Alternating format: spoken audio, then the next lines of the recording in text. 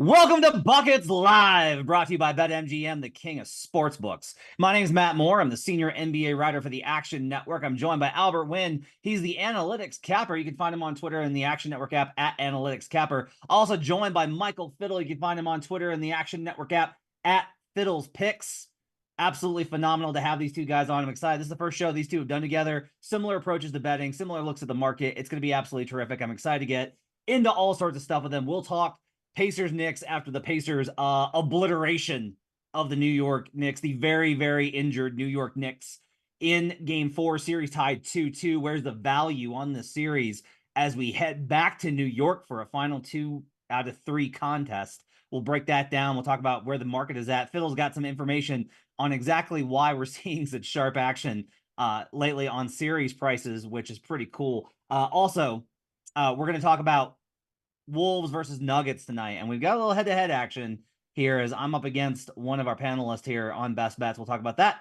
And later in the show, we'll get to best bets for tomorrow's slate as the Cavaliers try and avoid a 3-1 deficit to the Boston Celtics, and the Oklahoma City Thunder try and do the same against the Dallas Mavericks. I want to let you know that Buckets is presented by BetMGM. Use bonus code ACTION when signing up to get up to $1,500 back in bonus bets if your first bet does not win. For new users in Arizona, Colorado, Illinois, Indiana, Iowa, Kentucky, Louisiana, Maryland, Massachusetts, Michigan, New Jersey, Ohio, Pennsylvania, Tennessee, Virginia, West Virginia, and Wyoming. Bonus code ACTION will give new users in North Carolina $150 in bonus bets for betting just $5. Terms and conditions apply. Must be 21 or over. Gambling problem? Call 1-800-GAMBLER. Let's get into it, fellas. The New York Knicks get absolutely trampled by the Indiana Pacers in game 4. 121-89 is the final score. It was not close. As an indicator, in case you missed the game, Jarris Walker played 9 minutes in this game. Jalen Smith played 10 minutes in this game, given that he hasn't played almost all of it in the series. No, the better signal is that Daquan Jeffries played 12 minutes and 44 seconds in this contest. Shake Milton played 14 minutes. Tibbs couldn't even keep the starters in. That's how much of a beatdown this was.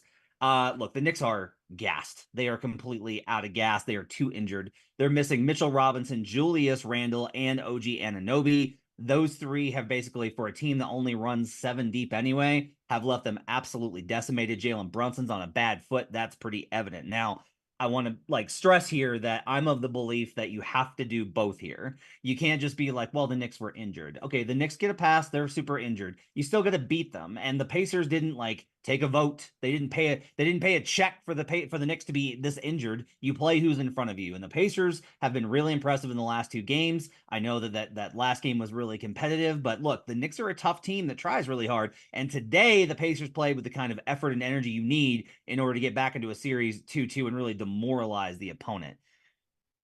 We'll talk game 5.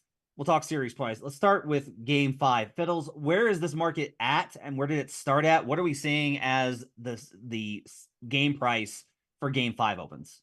So I thought it was really interesting that the Knicks have, I think, not been down 13 all playoffs so far. And then that was coming into this game. Of course, they get absolutely routed in this game. By mid-third quarter, we have game 5 odds already posted. So the Knicks went from the team that's playing their opponents closest to the game that's over so quickly we could price it in the market way ahead of time. And this opened at Indiana Pacers +3 as we travel back to New York.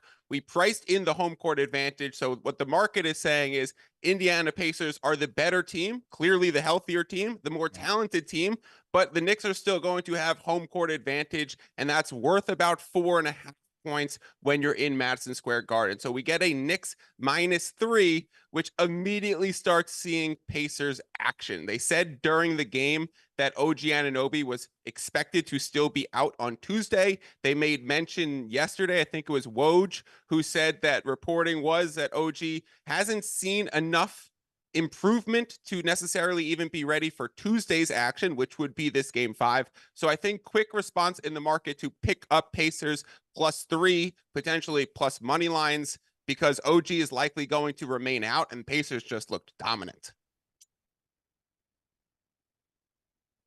With the injuries, I don't know that AC if I can't, usually I'm resistant to the idea of another team being favored, right? Like I'm just on a neutral court, like after home court. Like I'm resistant to that idea with a lot of injuries, unless it's like Luca is out, right? Or Embiid is out. These guys that the team is entire, like if Brunson was out, I would feel that way. But man, OG has just been such an impactful guy. I was asking the 700 Knicks fans that work for Action Network about who are they missing the most. Is it Mitchell Robinson? Is it because they had to play Jericho Sims today? I was like, hey, the Knicks can still do this. And then Chris Baker, one of our Knicks guys, was like, they're playing Jericho Sims. And I was like, all right, that's a good point. So Mitchell Robinson or OG Anunoby or Julius Randle. And the consensus was actually Julius Randle because they need somebody to be able to create shots. He's not coming back in this series. Mitchell Robinson's not coming back in this series. OG Anunoby would have to probably be game 7 at most for him to be able to get back into this. And missing 3 starters, we're now in kind of like, even though it's not a cluster injury at position, we are in kind of like just a Brunson on one foot can't do this. And you saw kind of what happened to me, AC. Like the biggest takeaway from today was honestly like, yeah, no, if the Pacers actually meet Josh Hart's energy so he can't just run faster than them, the Knicks don't have enough talent left. So I can't disagree with this line that indicates that on neutral court, the Pacers should be favored. Yeah, I mean, those are really good points. And I would say the one, I guess, the one positive for the Knicks is because they got blown out, they were able to rest a lot of their guys. Everybody knows about Josh Hart's minutes. Everybody knows about Jalen Brunson playing on an injured foot.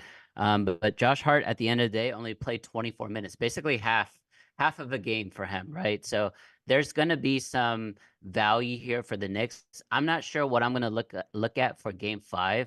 But if the Knicks lose game 5, I actually, to Michael's point, I actually like the Knicks for the series. And you're going to get awesome plus odds there. Because game 7, if there is a game 7, it's going to be back in Madison Square Garden. Anything can happen there. But I mean, I didn't really watch much of today's game, to be completely honest with you guys. I like Indy today, not because of the injuries, not because of the overwhelming workload that Thibs is giving or putting on the Knicks. It was just like a really good spot for Indiana. If you look at the Knicks today, they shot 7 for 37 from 3, fatigue, tired legs, and also that's a lot of threes. They're settling for a lot of jump shots. They're not willing to come in and really, initiate paint contact or anything like that. So I like the Indy today. I'm not saying I like them for game 5, but if Indy pulls off the upset in game 5, I like the Knicks to win for this series. I think that's a really good value bet, in my opinion. Fiddle, I want you to help me with this. So during the game, like I'm on Pacers for a full unit. Like the spot, I had trends backing me. I was like, I just think this is like a tipping point. And I'm honestly just like a lot higher on Indiana. That's why I was like had a really hard time with the series preview where everyone was like Knicks, Knicks, Knicks. And maybe if the Knicks are healthy, this is already over, or this is 3-1, whatever, but it's not. It's been 2 series now that I'm very frustrated where I'm like, I think the Pacers are better than people think. And then the other team gets injured, so I can't take a victory lap. I'm really pissed off at it. Anyway, during the game, it gets to be like it's 13 early, and then it gets to be like 18. And I take 2 small bets on a hedge, basically with Knicks plus 13.5 and Knicks money line for a fraction of a unit here at 10-1. Okay. Now, it was at that point where it can go one way or the other. My thought process is essentially like, look, the Pacers do not have the defensive discipline to keep this up. If the Knicks do find a couple of shots falling, this can avalanche very quickly because of the volatility of Indiana. Now, it goes the other way. I'm okay with that, but I wanted to get your kind of thoughts on like that kind of a situation where yes, like the Knicks looked dead from the start. I get that. I totally understand. But I'm dealing with a hyper volatile team in Indiana. And you should be honest here. Like, were those bad bets by me given the position that I had on Indiana? So I had Indiana positions myself. I didn't end up doing those, but I don't mind what you did, and I will walk through why and how I would do that if I was approaching the same situation. You're doing this in the first half, Matt. So what's important for me to understand in that context is the Knicks are what, -5.5 going, or +5.5 going into the game. So you're able to get a +13.5, I think is what you said. Yep. Okay. My general rule of thumb is if I could get double what the line is still in the first half in playing a live line, it's probably good to play into it being a little bit of an overreaction. It'll regress to the mean. Like I opened this pod, Knicks had never been down 13 and suddenly they're down 18, 25, 27 in the first half. And if you could get double what your plus 5.5 is, so essentially anything better than a plus 11, that would be my threshold for doing it in the first half. Getting a plus 13.5 would make it a place where I'm like, yeah, cool. I like that. Then I'm adding in factors of like 5, 6, 7, and 8 are the 4 most important numbers in NBA capping. So if you have 6, 7, and 8 in your window, then that's really great too. So you get some key numbers, you get some value. The trick here is you don't want to wipe away all of what you've done good on your indie position. So as you could grab this and call it value and say it'll regress to the mean, but you still don't want to go back with more than 50% of your original wager. So keep it to, if you play it 1 unit one direction, playing it half a unit the other direction. AC, you got any thoughts there? Man, that's a great rule to have. And I love talking to people to have principles like that. So props to you, Michael, when it comes to doubling the basically the points that you're going to get pre-game or pre-flop. But a lot of in-game betting or live betting is going to be contingent on like body language. The best thing about the Knicks, to be honest, losing this game was not losing a close one. They lost in a blowout, and everybody knew what the end result was going to be. So they were already mentally getting ready for game 5, whether that's sitting people down and resting people in the fourth quarter, or mentally just getting reps and how to scout these players moving forward. I think at the end of the day, like when you want to lose these blowouts. So I have no positions or no thoughts in terms of live betting, but again, I'm sure second quarter, third quarter, you could tell by the body language they already gave the game up. Can I bring this home real quick? Yeah. So I think that one thing, AC, it's I want to reemphasize that it's the double within the first half, right? So if this was third quarter, fourth quarter, then I'm willing to tighten my window of what I'm willing to play back, because the value of points becomes narrower late in the game because you have less time to create a more volatile scoring outcome. So within the first half, I think if you could get it at, that double, that's great. But to your point, it is body language. And then we have these general principles, and then we add on how we're actually viewing the game in live scenarios. And to me, the Knicks just looked like completely gassed out. You could tell Brunson still was short on his lift. He had missed a free throw short early. Like the Pacers, they had the energy and the crowd behind them. So in this case, I was willing to let mine go, even though it did fit some of the principles. Yeah, I think for me, it's just a matter of like, it was more of a bet against Indiana maintaining intensity. Sure. And credit to them, because here's the thing. If you're the Knicks and you're gassed, the only thing that's going to give you life is like, oh, you hit a couple shots. Like, oh, okay, we knocked off 8 off of it. Now it's back from 24 to 16. Okay, we can do this. This is manageable. And credit to Indiana, because they were dogs. They stayed on top of them. Like they came out and hit them in that third quarter, and we're like, nope, no comebacks, no push, nothing. You got absolutely nothing here. And so credit to Rick them. Carlisle for calling timeouts. There was moments when it dipped from 30 to 26, and he was instantly, no, I'm not playing around with this. Timeout. Let's reset the culture here. So credit to the coaching staff for recognizing that we need to keep the foot on the gas. So the series price is moving now. The market has the Knicks as dogs on the series price now. At BetMGM, you can get it even at Knicks minus 110, Pacers minus 110 on the series price. So, Phil, I think this is like a fascinating question, which is injuries are not liquid here because Mitchell's not coming back, Randall's not coming back. They're done for the season. OG is definitely not playing in game 5, right? But one thing that's static is home court. Like the Knicks have home court, and the home court is worth X points on spread, which impacts win probability, right? So I am kind of curious as to your thoughts on whether we think that that's enough to hold up the Knicks and that the Knicks are actually dogs here. I know AC's giving me a tip on what he's going to say.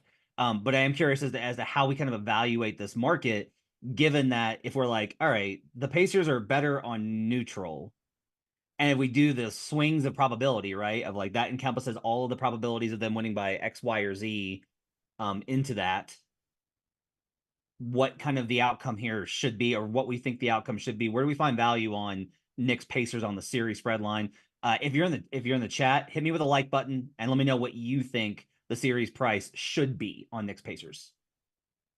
Yeah, I'm pretty surprised to hear you say we were in the studio before hopping on the air. The Knicks were minus 125, Pacers plus 105. So now we're steaming a bit towards the Pacers on the series price.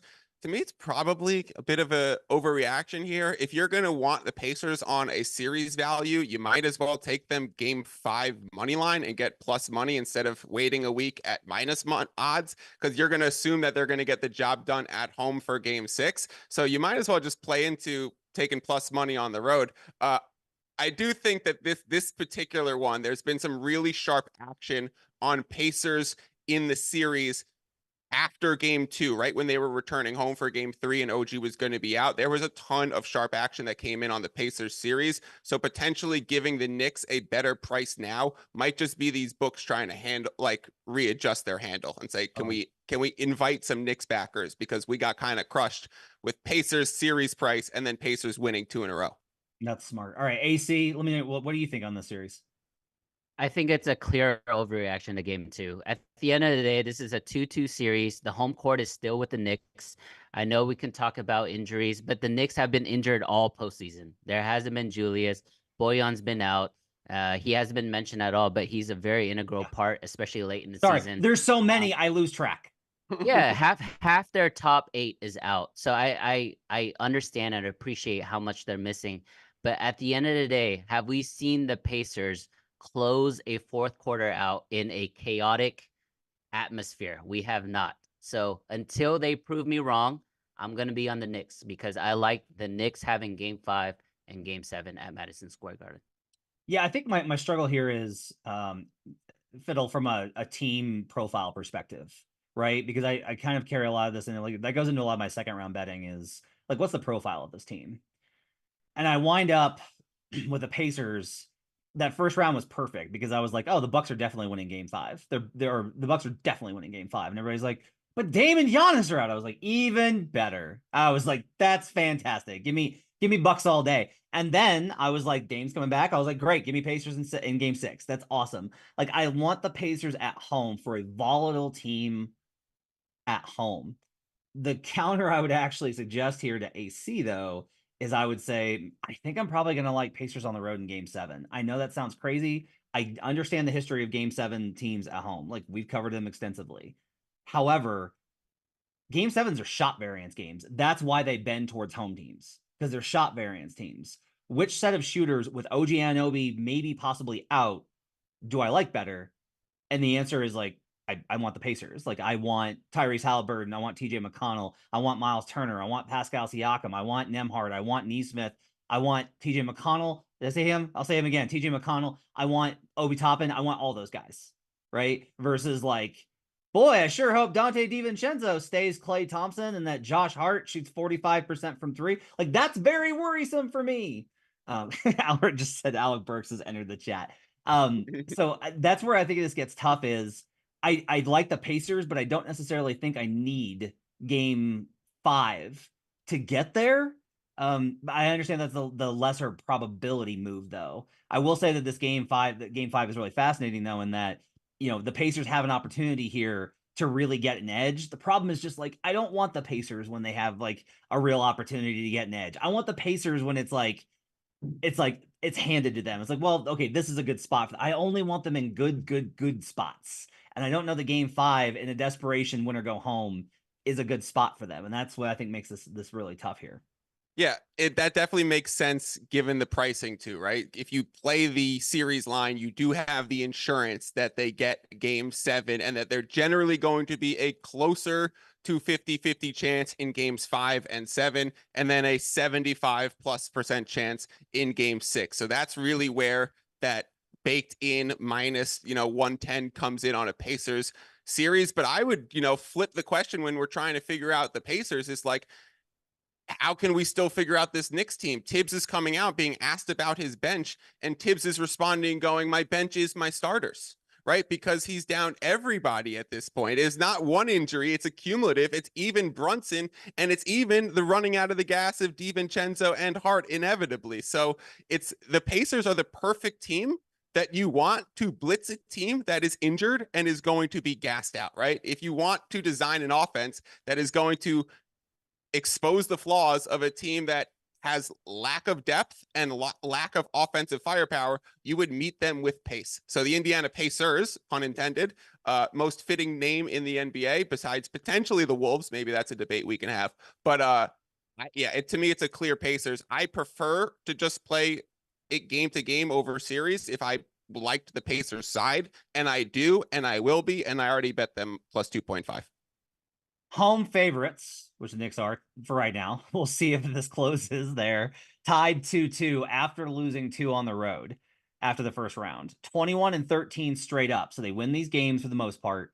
15-19 ATS, but the average spread on those is 7 points. I think this is an exceptional circumstance because of the injuries and where the line is at. By the way, unders in those kind of game fives are 21-13. I might genuinely look for an under here. Pacers don't hit shots. Knicks don't hit shots. It's a rock fight. It would make a lot of sense. Here's like a game script for this game that just right now, as we're kind of, working out live brainstorming. My game script for this game, AC, I think it's an ugly game in which the Pacers don't impress anyone, but win anyway. And everyone's like, the Pacers don't impress me at all. And they only won because of the injuries. And yet the Pacers still get the game 5 win. So it's like game 5 Pacers and an under, maybe like a double team total under play, honestly, in game 5. The under makes a lot of sense because, I mean, Fiddle makes a good point. Like, if you're facing a team that's dealing with a lot of injuries and they can't shoot the same way that you can, just from an efficiency standpoint, you want to push the pace and get as many shots up as you can. Contrarily, though, like on the other side, the Knicks, complete opposite. They're hurt. They're more physical. They want it to be, a drag it out, clawed out type of series and game. And the more physical we've seen, whether it's, it was a bad call on the Miles Turner offensive foul in game 2. But Yep. those type of 50-50 calls is what the Knicks excel at. And so they just need to play a solid, mistake-free, first 3 quarters. And if they get close in the fourth quarter, that's when the chaos happens, and that's when the Knicks happen, the Garden crowd happens. And I think that's where they're at. From a talent standpoint, I agree with you guys. I like the Pacers. I've loved the Pacers all season long. And you guys know me being in Dallas. I respect Rick Carlisle a lot, especially his offensive sets. But when it comes down to like, can I score 25 points in the fourth quarter to win a game 5 that's going to most likely decide the series? I don't know if Halliburton and those guys can do it in that crowd. Man, our producer Tito just updated us. At BetMGM, the Knicks are now plus 114, Pacers minus 140 on the series price. They're getting absolutely. Everyone saw this game and is like, the Knicks are cooked. That's the market reaction to this game. I'm gonna talk myself. This is gonna close with like Knicks as a home dog, and I'm gonna have to talk myself into it, and that's gonna really annoy me. Let's talk Nuggets and Wolves best bets for tonight. Let's do that right now. AC, you have a best bet for tonight? I do like the Denver Nuggets to continue what we saw in game 3. I like the Nuggets to cover and win the game, to be honest. So I like them on the money line as well. Okay, I'm on Wolves. And I gotta see if this is up in the market. This is galaxy braining, and I fully admit that. This is the type of person I am, and it's a flaw. I really want Wolves to win game 4, Nuggets to win the series. That's what I want. I genuinely want Wolves game 4, Nuggets to win. You and all of the sports books want that. Yeah, that's fair. So my thought process, there's some trends that kind of suggest this, that basically if you lose that game 3 and you're favored at home, you're in a good spot. If you're a dog at home, that's happened much less, but there actually winds up being okay for you. I think Minnesota probably responds with the intensity. Like they got punched in the mouth for the first time. That was the first game in the playoffs where they got hit first. Every other game has been them jumping on the opponent. I am not necessarily worried about them being overwhelmed. Like they were taken aback. Like they were like, crap. And honestly, I'll say this, like the whistle was such a difference from game 2 to game 3. It caught them extremely off guard. Like the Wolves were not comfortable with how that game was officiated. Now, I'll say this, as much as I am I'm tired of Knicks fans complaining about Nemhart and Neesmith. I'm tired of Luka fans complaining about Lou Dort. Like, guys, this is the playoffs. Sometimes guys are going to play you physical. Get over it. Like, your superstar is going to be able to deal with it. But he's getting fouled. I'm sorry. This is the burden of every great player in the last 50 years of basketball. Deal with it. Like, your guys got to rise above. I'm sorry. However, on the other hand, on the Wolves, I held just as much responsibility. If they are calling it different, guess what? You got to shift, man. You got to focus on, all right, well, if they're calling it differently here, we need to get our guys to get to the line. We got to generate calls with Anthony Edwards. We got to generate calls with Karl Anthony Towns. And instead, the Wolves tried to bring the same approach that they took for the first 6 games of the playoffs, and they tried to basically carry that through when they were slower, not as emphatic, and not as tough. Like they didn't hit first in game 3.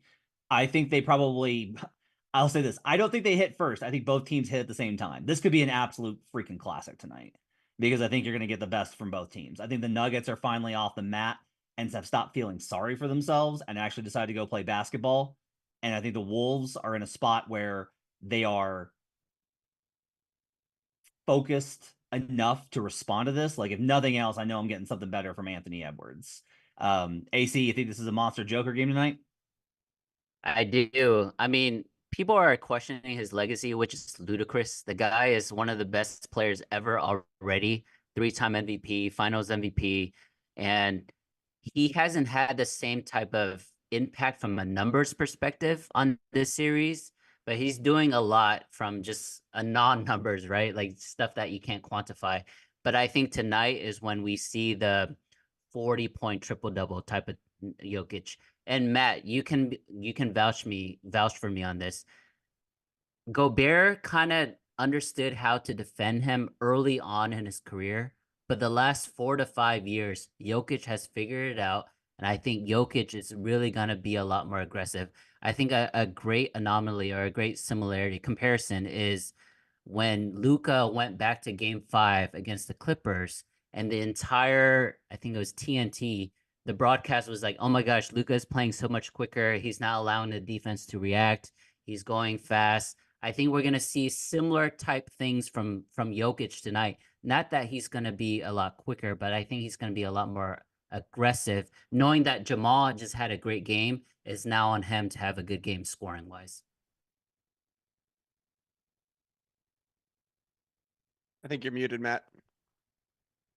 Yoke was still really passive in the first half of game 3.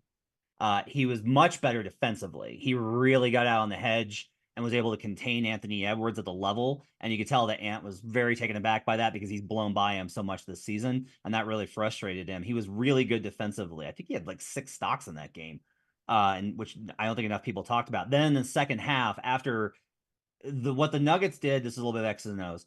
The Nuggets really kind of understood that Naz Reid has been a problem, that he keeps winning his minutes and they're going to get killed if they keep losing the Naz Reid minutes. Not that Naz isn't good. It's more of you can't let them be at an advantage in the Naz minutes. That's such a key to their team. So what they started doing was they started attacking with Jamal and Joker in 2-man game and even a little bit with Aaron Gordon. And they were running empty side pick and roll versus Naz, forcing Naz to come out to the level. And Naz was kind of passive and not really dialed in. And so Jamal was able to get by him and get the baseline jumpers, and that was tearing up the Wolves. So then in the second half, they compensate and they started, like, Naz was out there really trying to contain and not let Jamal Murray get to the corner on those baseline moves towards the baseline out high pick and roll. But the problem with that is because the Nuggets were screening so well, and the Wolves will say illegally screening so well, that Jokic then there's this giant pocket in the middle of the floor, and so Jamal just starts hitting the pocket bounce pass to Jokic for the floater. And when they get that going, then you're screwed. Like there is nothing you can do there. Like this is on them to get over those screens. Jokic outscreened them. That was a huge part of game 3. And then again, the Wolves are very adamant that Nikola is setting illegal screens. And I will tell you, there were like 5 instances that when I went back, I was like, yeah, no, he reset there, he moved, he leaned, etc. 5 of those, but they also ran so much pick and roll that it's like it wasn't all of them. And the Wolves also fell into the trap of they were trying so hard to get those calls that they were falling behind. Like Jaden McDaniels can't fall down on those sequences to try and call it. KCP does this all the time, trying to generate those illegal screens. If you do that and you don't get the call, that guard has every option in the world. He has your big in space, and he's got Nikola running free. It is 2-on-1 with the best 2-man game in basketball versus your big, and you are doomed. So they got to do a better job of that tonight. I think they probably will, which is why I like Wolves here. Fiddle, I know you don't have a play on this game. Do you have any leans as far as this matchup tonight? I was leaning Wolves, open 2.5. It's at 3.5 now. The whistle ends up being a big deal. I just did check the referee assignment. We do have Scott Foster in Minnesota tonight, so I will be steering clear for this game. It would be Wolves or nothing for me. I will say this. So here's like fun with trends. Home favorites in game 4 when they have 2 series wins. So they're up 2-1 and they're home and they're favored in game 4, which the Wolves are tonight. 35-17, 67% straight up. 28-24, 54% ATS. It's tight. That's one game, and this flips to a different scenario. When they lost the first one at the game 3 at home, there's only been 9 instances, and those teams are 3-6 ATS. So like it really matters which game you've won in terms of how this plays out. It's most of these are 2-2 series, right? Is that it's an even series. You lost the first 2 at home, or you took 1 on the road, and you got an opportunity to go up 3. So that to me, I think is significant here. 5-4 straight up, 3-6 ATS. I'll take the Wolves tonight. And then I will say this, like if Wolves win game 4, I'm putting it out there right now. I'm betting Nuggets to win the series. I will get a great price on it. I do think that the Nuggets can come back from down 3-2 or down 3-1 with 2 of the games at home. I think they can do that. All right. So that wraps up this section of it. We're going to get to our best bets for the Monday slate right now on Buckets. Welcome to Buckets, brought to you by BetMGM, the king of sportsbooks. My name's Matt Moore. I'm the senior NBA writer for the Action Network, joined by Albert Wynn. He's the analytics capper, and Michael Fiddle. He's amazing. He's got his own Substack you should check out, by the way, and the Advantage Sports Gambling Podcast. Great stuff from the both of them. You can find them in the Action Network app and on Twitter. By the way, download the app. It's so awesome. It's so good. Just tracking scores. You're not going to find a better one. It is ahead of the API on all of the ones that you're currently using. You're going to be like, wow, this is really faster. Yes, it has to be because we're tracking live odds. So make sure to download the Action Network app. Also go to youtube.com/the Action Network. My thanks to those joining us right now live on Buckets. Give us those likes. Smash the like button for me. I need those likes on the show right here. We have a bunch of folks hanging out with us. Strong show today here on Sunday. We're going to talk best bets for the Monday slate as the Cleveland Cavaliers try and get themselves back into the series versus the Boston Celtics. Total on that game, 207. There's a 208.5 in the market. The Boston Celtics are -8. There's an 8.5 in the market as well. The Dallas Mavericks try and go up 3-1 on the Oklahoma City Thunder. Mavericks -1 in this one. Interesting stuff in this game. Thunder are +2 is the best number you can find in the market. We'll hit all of those and more. I do want to let you know that the WNBA season is right around the corner, and Buckets is spinning off our WNBA episodes to its own feed. You can get Maria Marino and the rest of our WNBA crew, Dana Mattia, Jim Turvey, Jay Money's going to be on there.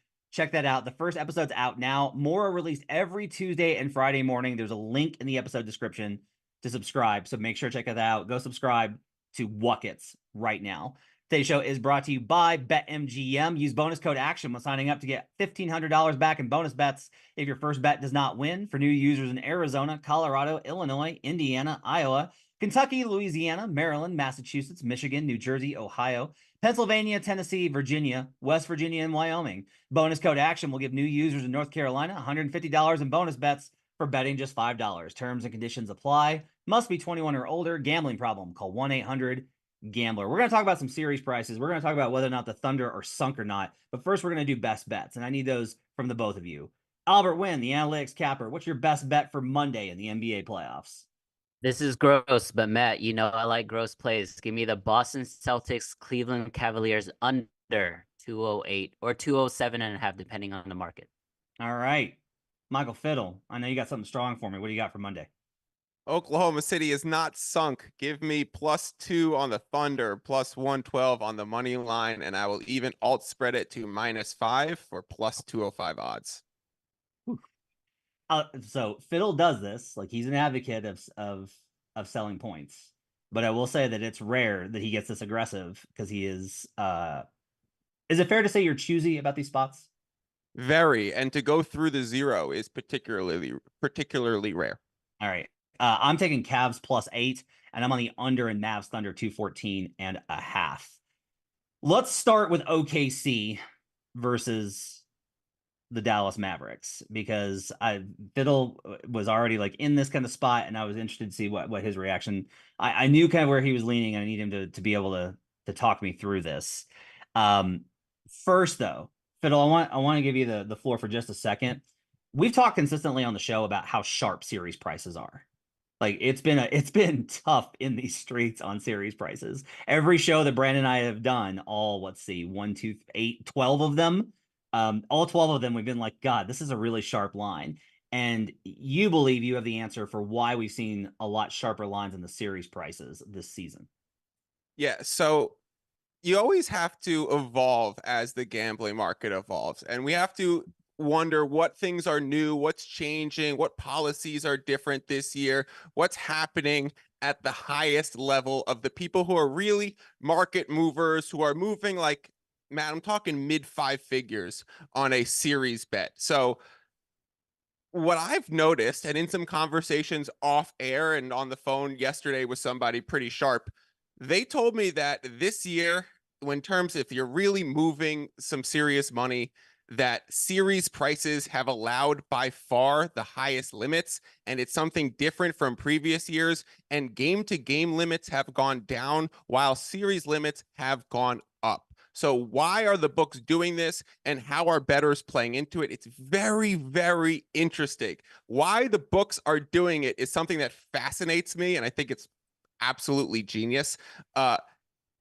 When people are betting mid-5 figures on a series price, say they got +370 on the Pacers after going down 2-0, and now they're looking at Knicks +110.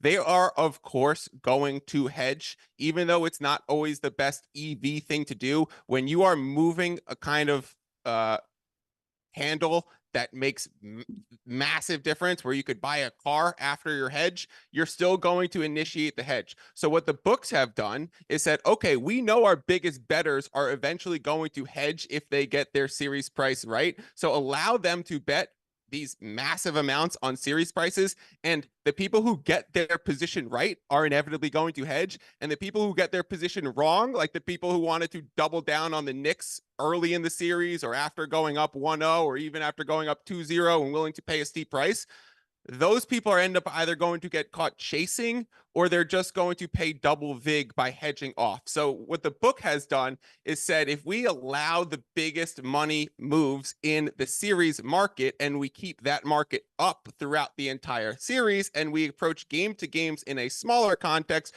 we can get the whales hedging against themselves, and we could take less of a hit there, and we can get them putting some of their profits back into the book. So this is why we often see that with like football contests, where you have survivor contests or pick'em contests, and the books don't even charge any house cut. It's because they know when they get down to the final 15, 20 contestants, and everyone's got essentially $1 million worth of value, that they're going to open up a line of credit and hedge it right back and give it back to the book. So the books are really making their biggest rake through getting people to hedge. That's extremely sharp stuff from Michael Fiddle.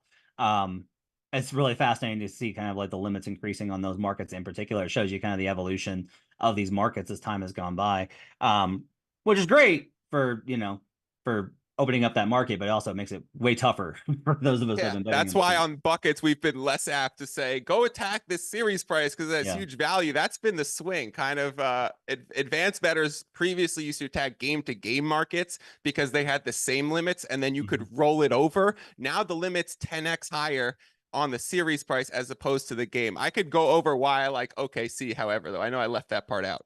Yeah, I just want to get your thoughts on that. Let's hit it now. Tell me why. Ain't nothing but a bad thing. Why you're so adamant on OKC here. Yeah, just the way, like, clearly so much of what I do is tracking what the smartest people in the market are doing. And I know if I can read a market, then I could put myself with the smartest people while loving the game, but not having the models and the analytics and all these things. So I find a sneaky way to sit at the same table of the biggest sharps. And they have so clearly been on OKC in this spot. They were clearly on OKC going into game 3. I always get the games confused, but that game ended up closing as low as OKC +1. Obviously, Dallas would come out, pretty much lead the entire game, end up getting the win. They would only win by, I think, what, 3 or 4, but then the line reopens at 2.5 and moves back to 2 immediately. It was another clear signal that books don't want to take OKC money. They're willing to take Dallas money. Dallas money might be public. We're seeing 54% of the bets on the Dallas side, but money is on the OKC side. So a little bit of reverse line movement here happening towards OKC.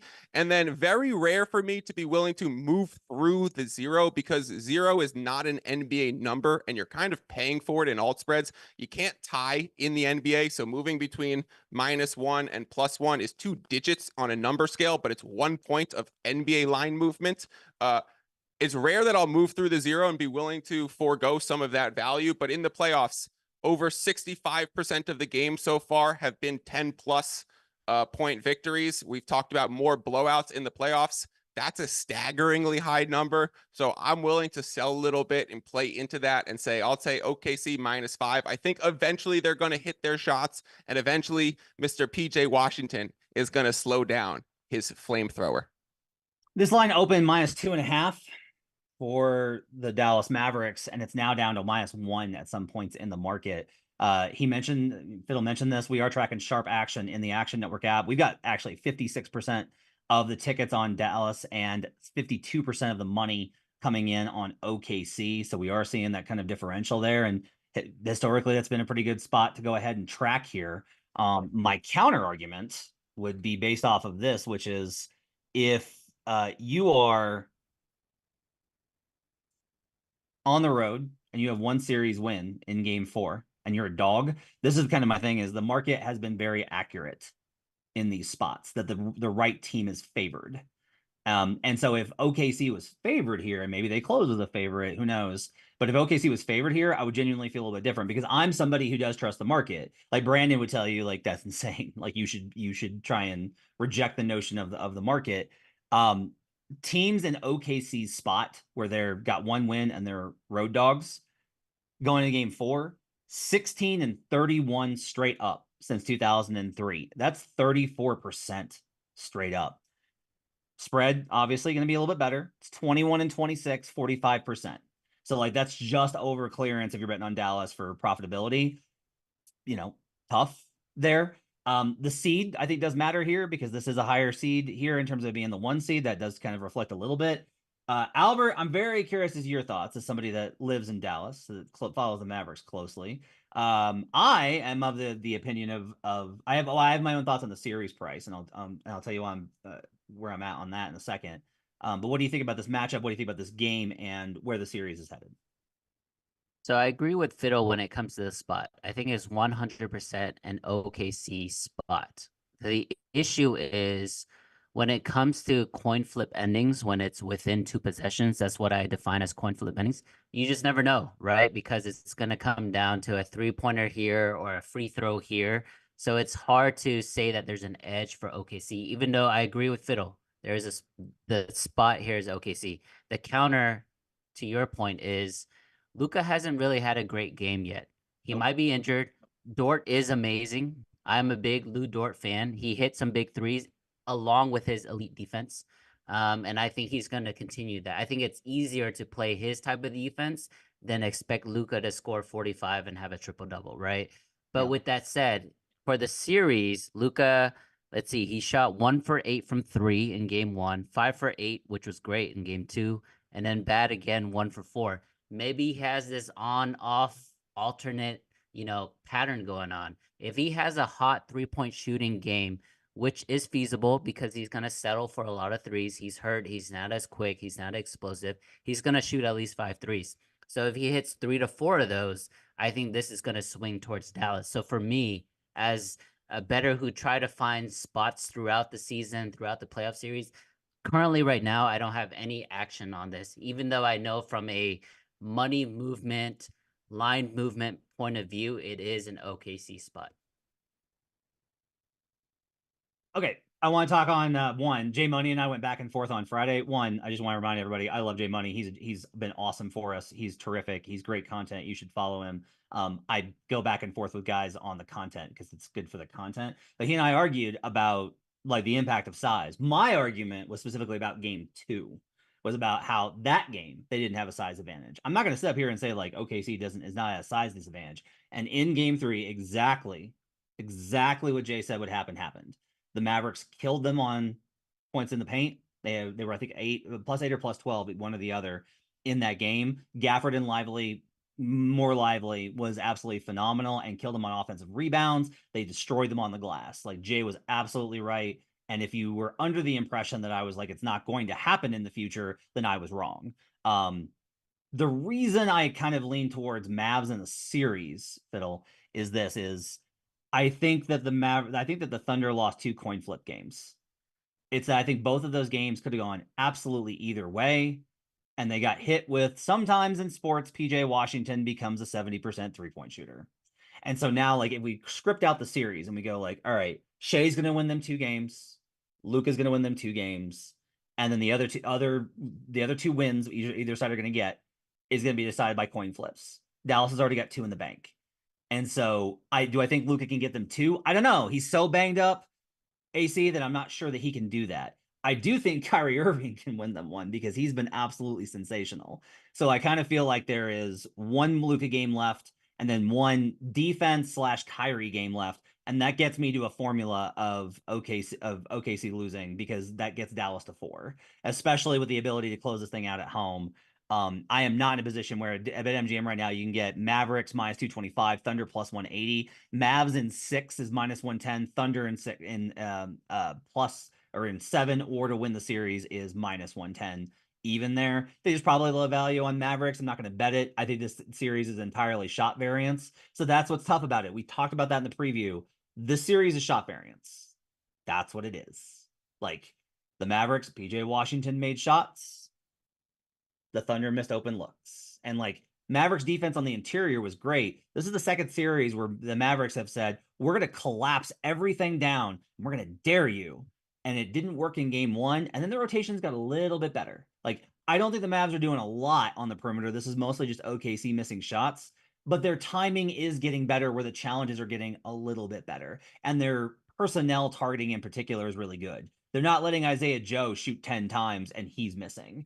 They're challenging good, not great shooters, and they're the guys that are missing. So that to me is kind of where I come down on OKC. I'm not going to bet the Mavericks in game 4, but I am going to take the under. And the reason is this goes into the shot variance thing of either PJ Washington's going to slow down, and this Mavericks offense, which has been outright ugly in the half court, is going to get this to an under, or OKC is going to continue to miss these open looks.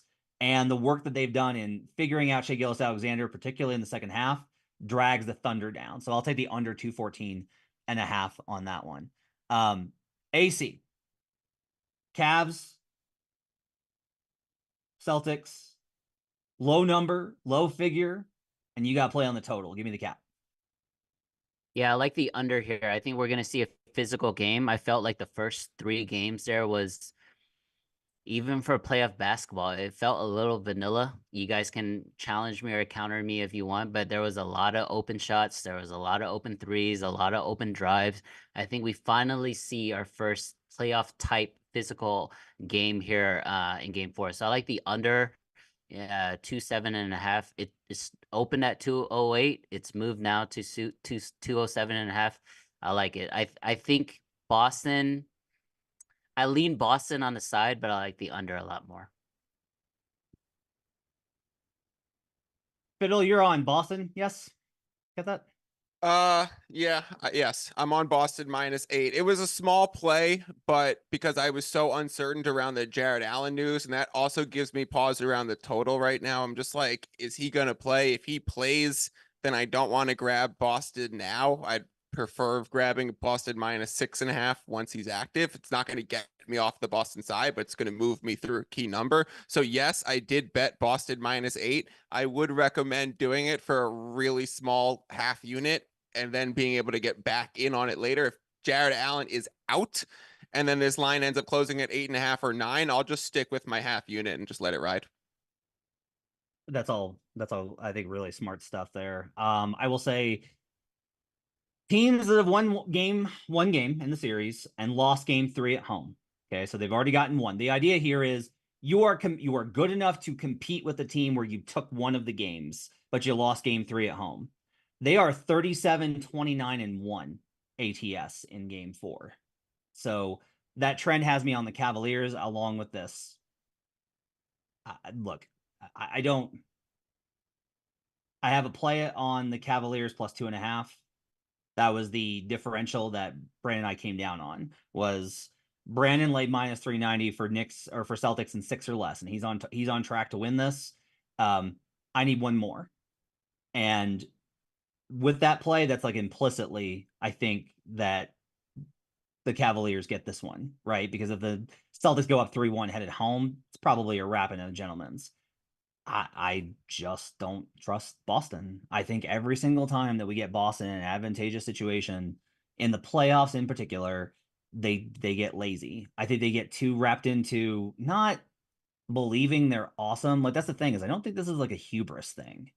I mean, this is sports psychology, right? But like I'm not trying to get inside their heads. It's more of just a pattern of I do think that their rote mechanics of pass the ball around, shoot a 3 gets them in a little bit of trouble. And the Cavaliers have found some small ball lineups that have disrupted them. The Cavaliers shot terribly in game 3 at home. That's going to happen. This Cavaliers offense is bad.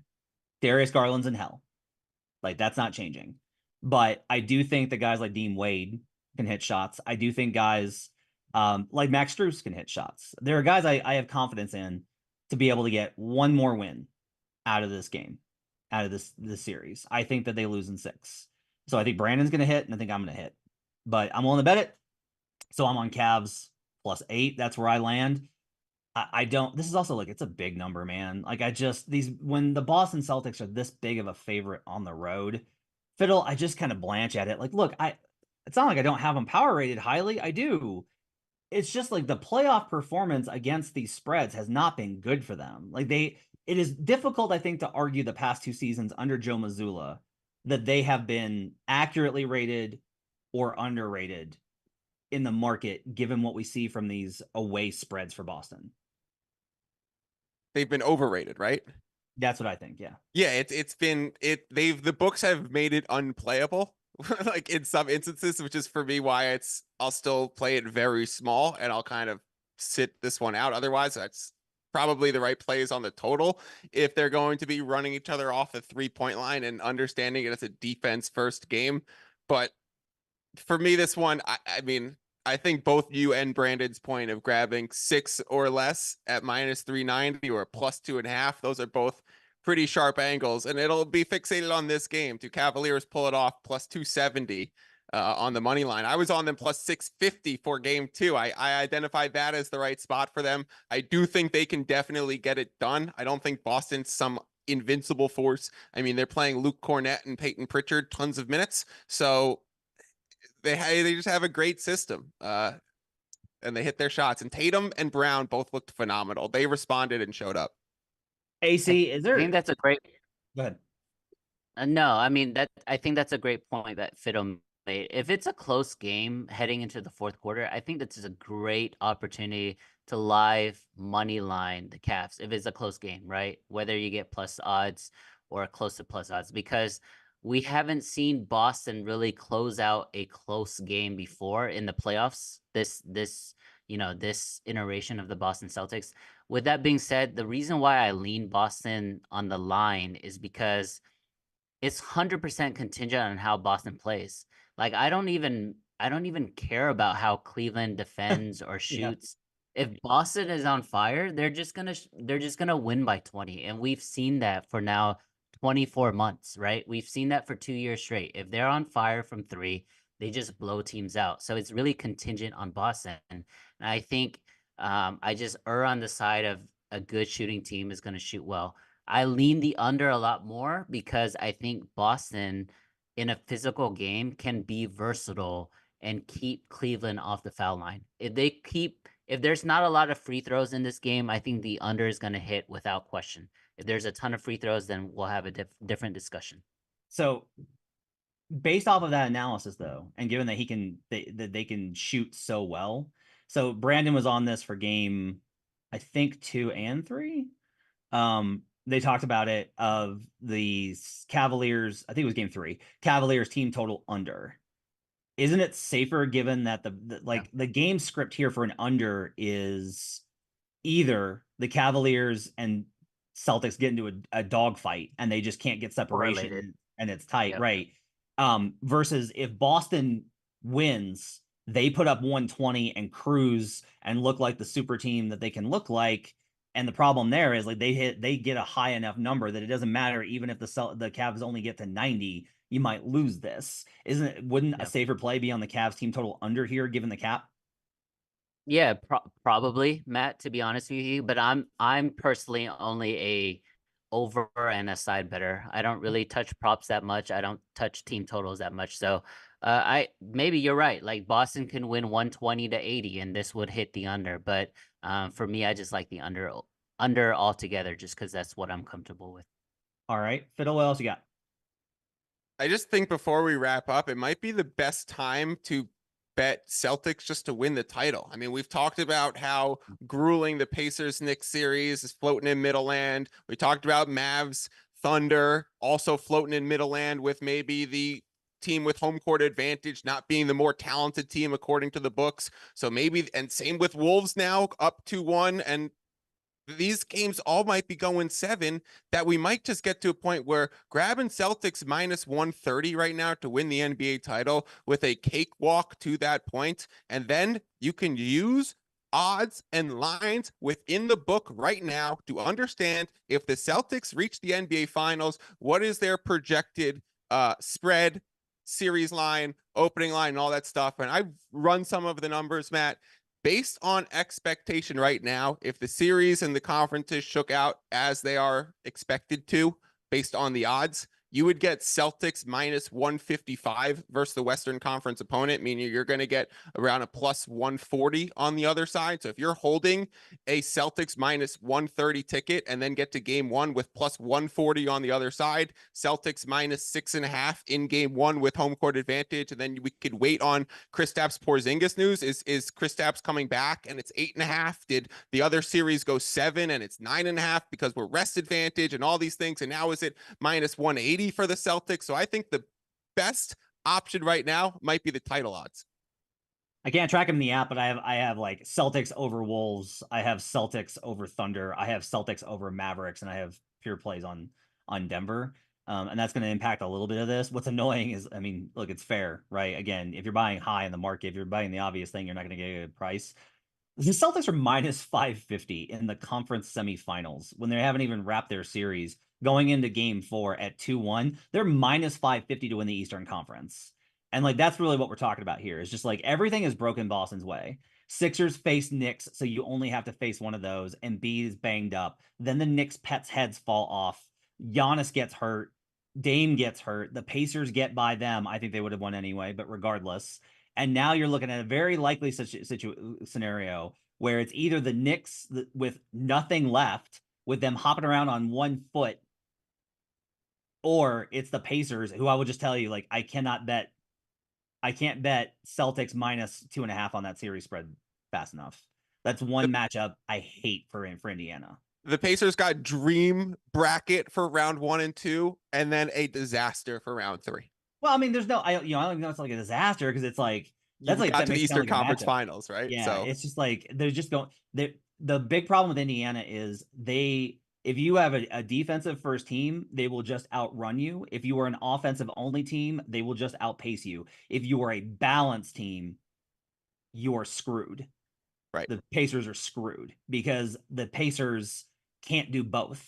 If you're able to just drag down their efficiency a little bit and you can keep up with them, they fall apart. Now they got a win versus Boston this year. Like, they did have a really good win versus them. Some of those other games though were ugly. So that one's really tough though. I have a hard time arguing against Celtics minus 125. It does seem like the most likely scenario at this point, but then I'm always a fan. I always believe this. There's still more plot twists yet to come in the NBA playoffs. That's going to do it for Buckets. My thanks to Albert Wynn, the Analytics Capper. You can find him on Twitter and the Action Network at Analytics Capper. My thanks to Michael Fiddle. You can catch him at Fiddle's Picks in the Action app and on Twitter, as well as subscribe to his Substack, which is awesome. He's been on fire with his NBA plays, as well as the Advantage Sports Betting Podcast. Thanks for joining us. Appreciate you guys being with us. We'll see you guys again next time. My thanks to Tito for doing the production here on a Sunday on Mother's Day. Hey, shout out to moms. All the moms out there. Shout out to you. Thanks to those of us joining on Buckets Live. You can catch it at youtube.com/The Action Network. My thanks to David Payne, our producer, getting us up on the audio side. We'll see you guys again next time. Thanks for joining us. Until we meet again, let's get buckets.